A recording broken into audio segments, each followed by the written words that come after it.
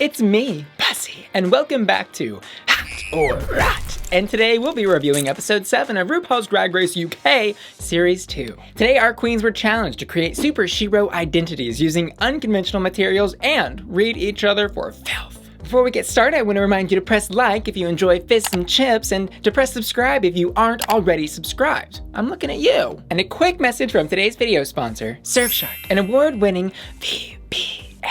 That's virtual private network, by the way, that can help protect your identity online, block ads and trackers, and my personal favorite use, to watch country-locked content on Netflix. US Netflix, for example, doesn't have access to RuPaul's Drag Race, but with Surfshark, I can change my location virtually to London, UK, for instance, and get access to Drag Race in an instant. Hello, RuPaul! You can also use Surfshark to unlock those annoying country-locked YouTube videos, get better prices on airline tickets, and mask your internet traffic from your ISP. That's right, your internet service provider can see every move you make. And Surfshark works on all of your devices with unlimited device login. Click the link in my description to get 83% off and 3 extra months for free. And there's no risk in just trying it out because Surfshark offers a 30-day money-back guarantee. So if you need a VPN, then click the link in my description and use code BUSSY to get Surfshark for 83% off and 3 months for free. Thanks Surfshark for sponsoring today's video. Now, let's put our capes on and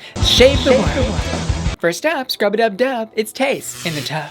Her superhero character name is Exfoliana Bolt, and she has constructed a look out of Brillo pads. But not just Brillo pads. She has taken apart 100 Brillo pads into literal metal shard strings. And girl, I know why she called herself Exfoliana, because after she wore this on the runway, she is gonna be missing a couple layers of skin. Thankfully, drag queens are like onions. They have layers. So if you remember, we actually saw our queens create outfits out of semi-unconventional materials earlier in this season. Tayce's outfit she constructed then is almost identical in silhouette to what she created today. I imagine that she practiced creating one type of thing when she realized she was going to be going on Drag Race, and this is the one type of thing that she knew how to make. Instead of avant-garde or superhero even, she's giving me pile of metal waste in a hardware shop. I love that when you zoom in on her little metal G-string, it is hanging on by a thread, which could be fun and campy, but in this instant just looks really bizarre against her tights. Like, it just looks like an ugly Christmas sweater gone wrong. It also wouldn't have killed her to have a skirt or some kind of pants on with this outfit. Maybe even a little headpiece fascinator made out of Brillo just to top it off. Because who doesn't love a top off? Ow, ow. Tayce went for clean, but I think she was scared to get a little dirty on the runway, and for that reason, this look is a rat. Before we move on, I do have a question for y'all. Who wore it better, Tayce or Bag of Chips? Let me know down in the comments below. Next up, do you ever feel like a plastic bag? Lawrence sure does tonight on the runway. Her character name is Lawrence Chaney. She has constructed a corset bodysuit type of garment with tons of accessories, which I think really made this look work for me. There's like a bow tie, there's arm sleeves, there's a headband, strips of red fabric, accessorizing the blue and breaking up that solid color really well throughout the outfit. My favorite part about the look is, of course, the bustle. She's got a big old bustle in that caboose. It's kind of giving me like Valley of the Dolls meets Victorian maid on a budget or something. Hooks, dusters, and fuzzballs excite me. That's how that song went, right? The one by Rihanna. Like, it would have been so easy for this look to just be super baggy and gross, but she found a way to really keep it right and keep it tight on the runway, and overall, I think it did work out in her favor. Plus, I mean, she'll get a discount at the supermarket whenever she wears it, right? This look is hot.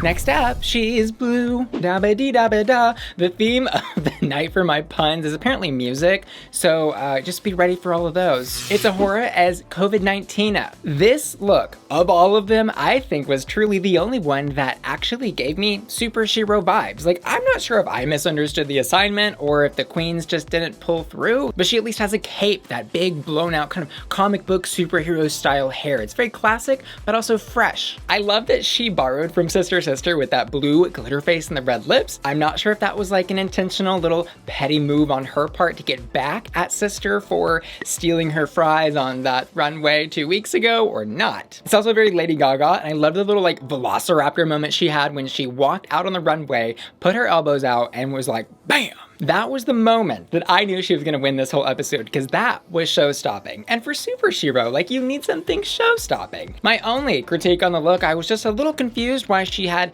two, it looks like broccoli colander belts around her waist. I think one would have been sufficient here, because the two is more distracting than I think it is effective. That said, this look really saved the day. It's hot. Next up, release the Bimini Bon Boulash Beast. Her character is Dr. Isabella Blows a lot.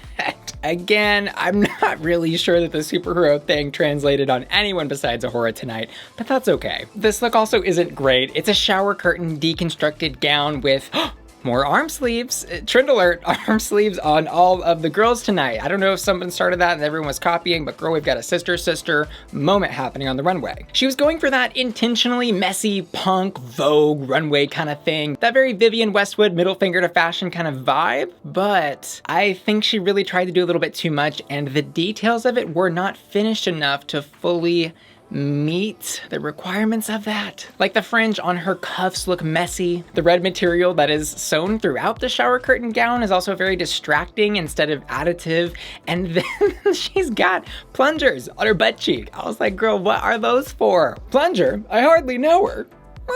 And overall, I think she maybe was trying too hard to recreate the magic of her original, very editorial looking runway gown that she created in episode 3. Like, was this fashion week or was her fashion week? Definitely the second one for me. It's a rat. Next up, she wants candy. It's Ellie Diamond, and her character is exuberant Ellie. It sparkles, rainbows, unicorns, magic, and pink candy gumdrop perfection. It's very like Fairy Godmother from Cinderella meets Bubblegum Princess from Adventure Time, with her own little Candyland twist on all of that. It is kind of exactly what you would expect from Ellie. You know, she's kind of just maybe too sweet for her own good sometimes, but she did it really well. I also want to reiterate the praise that was given to her this week by Raven in the workroom for having a very unique style of makeup that I think kind of gives homage to people like Raven, who kind of invented that very carved cut face, but also takes it somewhere fresh and new for her. All the little diamonds on her face really make this look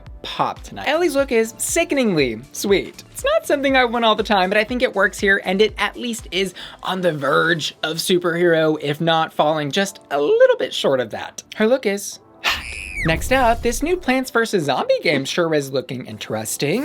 It's Sister. So firstly, Sister won the reading challenge this episode, and who knew she was that funny? She has been the definition of a background character this season, and I feel like there's just so much more to her that we didn't get to see, evident of her being hilarious this episode. Like, where did that come from? She won the reading challenge, but apparently starting off strong was her downfall. She got cocky and chose everything from the materials pile, and girl, this look is crazy. Like, it very much is Sister. You know exactly who made this just by looking at it, but it's weird. It's bad. Like, you know how potatoes grow roots out of them if you leave them on your counter for too long? It's very much giving me that, except that potato has been on the counter so long it's even starting to grow flowers. Like, this would have been a great prop in a stage play, but on the runway, I think it's just too distracting. There's too many places for my eye to go. If she had just been like the stalk and given her body some shape and that really satiny brown fabric, and then done one giant flower maybe behind her head,